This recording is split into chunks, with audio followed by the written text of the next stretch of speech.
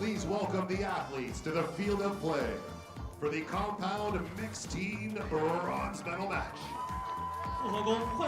So time to step up the pace here in the team competitions on compound Saturday. We move on to the bronze medal match in the compound mixed team competition. One male, one female archer on each side going for the last spot on the podium. It's Mexico versus Italy. Number 1, representing Mexico, 1号靶位墨西哥队 Andrea Becerra, Miguel Becerra. On target number 2, representing Italy, 2号靶位意大利队 Elisa Roner, Elia Freña. The line judge for this matchup is 起射线裁判 Rumeshka. So there we have it, Mexico taking on Italy for the bronze medal. A brother-sister pairing of Andrea and Miguel Becerra, world number 8 and world number 5 respectively, taking on the Italian pair of Elisa Rona and Elia Freñan. I'm reluctant to say it, you mentioned Kirsten, the commentator, a little bit earlier on, but we're seeing a little bit of Rona these days, aren't we? Yeah, she did really well in Antalya, and well, she is here again. I mean, shooting really well, and she had a great indoor season as well. So, I mean, she's definitely out there right now. Right at the top of her game, but it will be the Mexicans and Miguel Becerra to get this bronze medal match underway. 10. His shots often look a bit panicky or like really quick and yeah, a bit rough at times, but I think that's just his style of shooting. 9. 9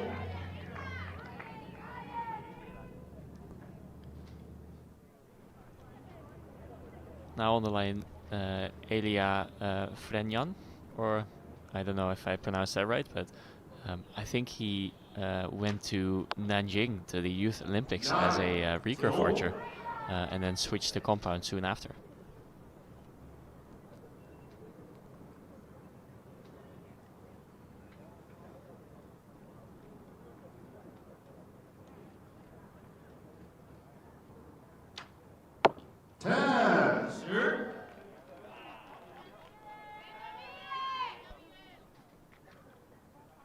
It's certainly a slower but a very deliberate process from Elisa. Yeah, it just looked like a really calm but controlled shot that she made there. 10. And this is where we're seeing the same Miguel that we saw last year, I feel, where he had a great season and really, you know, he shot a lot of really high scores. And this is just like the same determination and the same convincing style of shooting that we saw back then.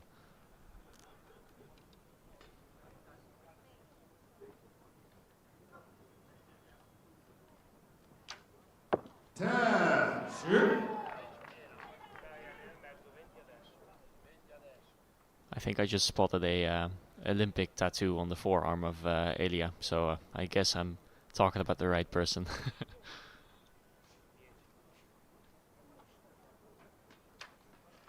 9. 9 So matched in scores. Interesting point though, switching disciplines, because they are two different disciplines, and it's not just the difference in distance, there's different equipment. How often do you see an archer switching one way or t'other? Well, the Sil Pato, who we saw in the previous match, he used to shoot recurve, never at an international level, but he was a recurve archer until he tried compound just for fun and realized, hey, I'm actually quite good at this and I really enjoy shooting this bow. So then he switched to compound. I think you see that more than the other way around. your former analyst, Nikki Hunt, was actually very good at both disciplines. So it does exist. 战胜了印度尼西亚队，在斯普利比赛中。 Is there I know that Compound has recently, the World Archery have certainly put in a bid for Compound to appear at the Olympic Games, but is there a tendency that most archers, when they start, are thinking about recurve, or do equal numbers go into Compound as well? It is a bit cheaper to start with a recurve bow. So I used to work in an archery shop, and getting a good quality recurve setup to start with is like half the price of getting a good quality compound setup to start with. So that is something to consider, because in compound you need to also buy a release aid, you need to buy a scope if you want to do it properly. The bow itself is typically a little bit more expensive, so for most clubs, and also just it's easier, and I don't want to say recurve archery is easier, but it's easier to start with recurve archery, because if you do something wrong with your bow, it doesn't necessarily break, whereas if you shoot a compound bow without an arrow in it, there's a very high likelihood that either the strings or the cams or the limbs will break. So there's a couple things there to take into consideration. So I think that's why most countries and most people start off with a recurve, because it's a bit easier to get into. But then there's also a lot of people who look at a compound bow and think, that's the coolest one, that's the one I want. So there might be a shift in that regard.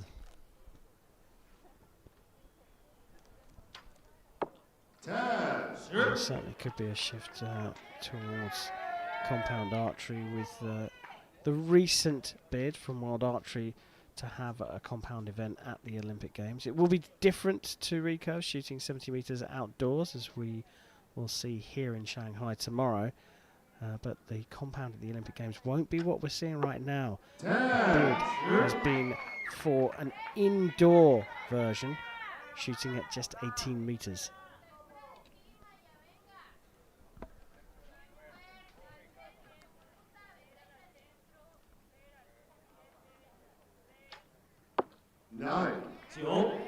Bit of a grimace there on her face when she released that arrow. Wasn't too happy with that.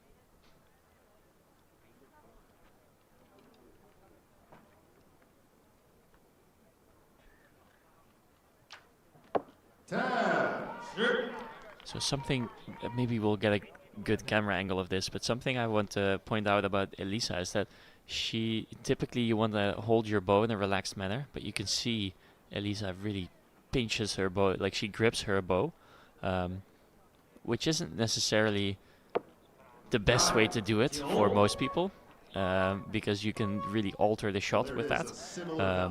Having a relaxed bow hand and using a finger sling can mean that your bow just jumps straight out of the hand and you don't alter the shot, or you don't like do anything to the flight of the arrow. I think what Elisa is doing is she's gripping the bow so that she can still have a little bit of an effect on the shot when the release goes off. So there's a bit of a different approach there, but it's definitely not the standard way to do it. Interesting point. You talk about anchor positions as well in archery. I mean, could she potentially be using that as a stability thing? It could well be, although more muscle tension typically doesn't make your aiming movement better, because aiming is a movement, contrary to popular belief. Some people want to have their sight as still as possible in the middle, which makes sense, but your sight will always move. And trying to counteract that movement will typically result in more movement or more twitchy movement. And a slower aiming movement, like a floating aim, is typically what you want to have and what you're looking for in your sight picture. Well, the picture here is there's nothing between these two teams. Mexico taking on Italy for the bronze here in the compound mixed team competition at the second stage of the Archery World Cup. And Miguel Becerra starting things off as he did in the first two ends with another 10. When we get a look at the target, I want you to look at the right target that Miguel has been shooting and the group of holes that he's been shooting. He has pretty much only X's and then 110 that's just outside of the X. His group right now is phenomenal.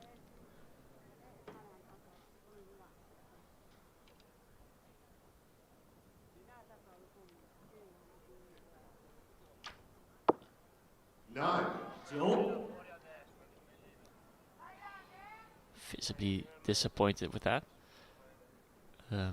Which is okay, you can be disappointed with a shot, but you want to try to not make it resonate within the team, not make it like too obvious for your team member that you're really disappointed, because it might affect the whole atmosphere in the team. Anxiety is contagious.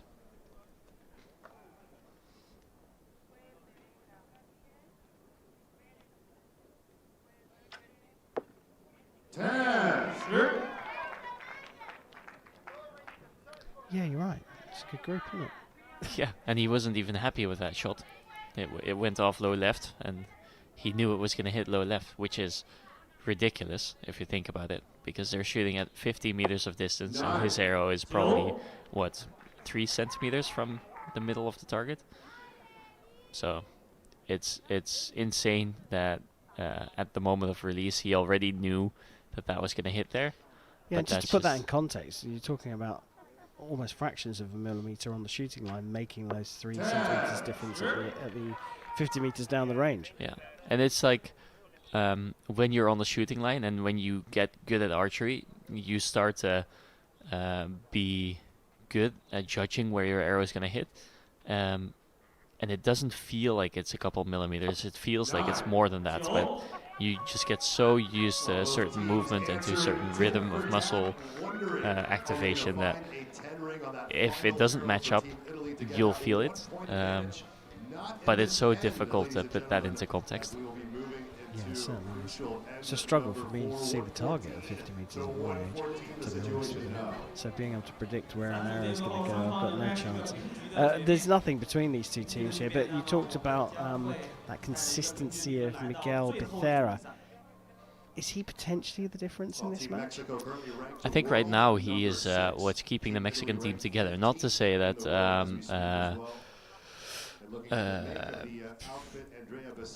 Andrea is shooting badly. She's consistently hitting 9s. Yeah. Every single shot's been a 9. Yeah, so it's like, it's not bad, but in a different situation, if she had a different teammate, it probably would have been a problem. So. By contrast, though, it's certainly not consistent. Well, in some respects, it is consistent from the Italians. Elia coming out with 9s at the beginning of every single end, and then shooting a 10 with his second arrow. The other way round for Elisa. Yeah, so they're matching each other in score, which is more common than having one archer shooting purely 10s and one archer shooting purely 9s. But yeah, it'll result in the same thing. If you shoot half, like if you shoot 10s half the time and 9s half the time, it doesn't matter who does it. It's still a tight score. So staying perfect so far, Miguel Becerra with his 7th consecutive 10 in this match. First 10 for Andrea. So we asked whether it was going to be Miguel that makes the difference. Will some 10s from Andrea be the difference for Mexico?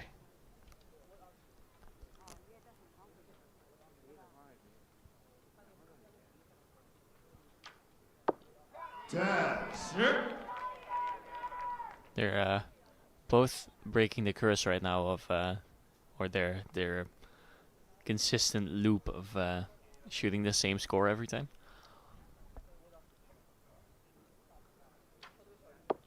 We've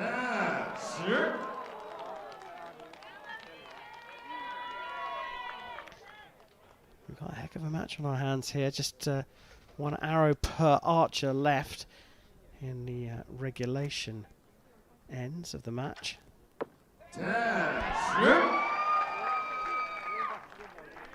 I'm truly impressed with those 8 arrows that Miguel just shot. Not only a perfect score, but also like no doubt about it. 10. Perfect score. A perfect score for the Mexicans to finish things off with a 154. Some serious pressure on Freinen and Rona now. 2 10s required to force a shoot off. 10. There's one. Are they going to finish with a perfect as well? They're going to need to. I do love a shoot off.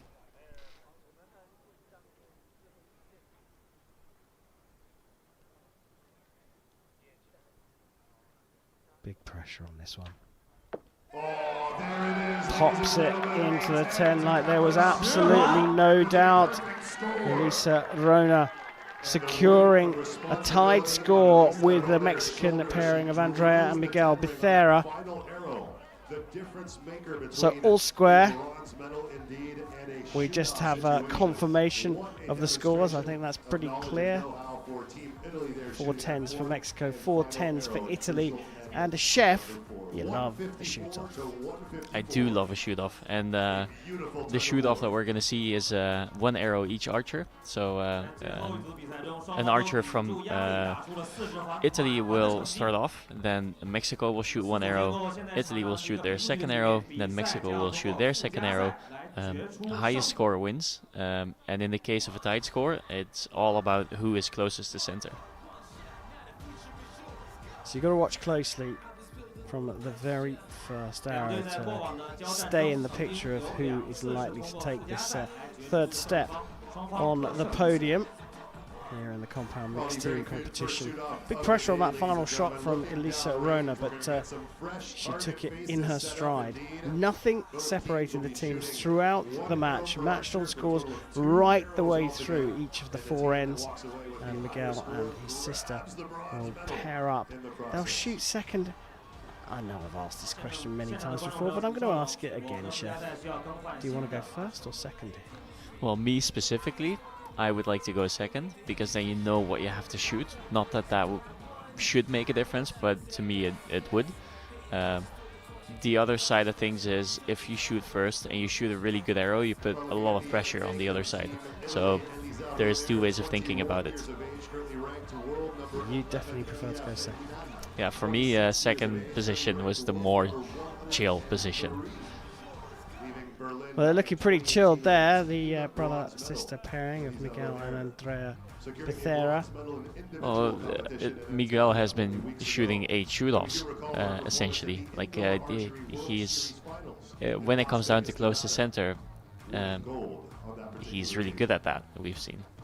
So far today, it certainly seems that way.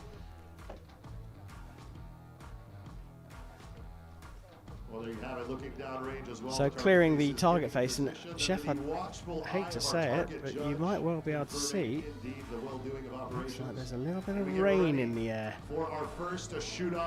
As long as it's not the same amount of rain that we've had earlier this week, I think it should be fine.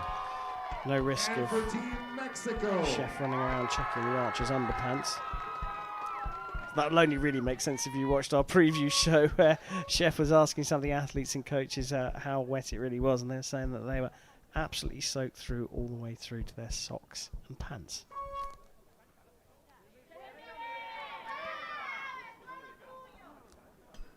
So here we go, shoot off for the bronze medal.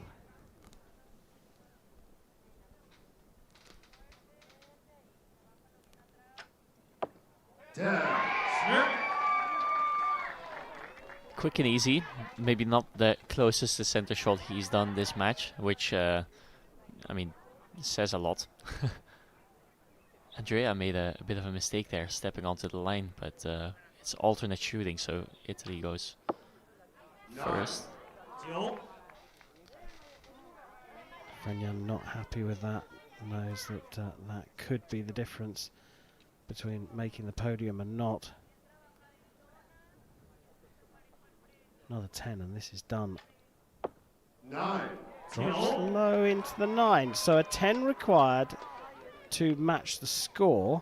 And there is definitely room. Yeah, anything in the X-ring will do it. Or she has to be really close to the X-ring. But her arrow needs to be closer than Miguel's arrow. 9. Gone high into the 9. Disappointing result for the Italians, but the Becerra brother-sister combo taking the bronze medal in a very, very tight contest. And in the end, it was Miguel that made the difference. Yeah, he did what he had been doing the rest of the match, shoot a 10.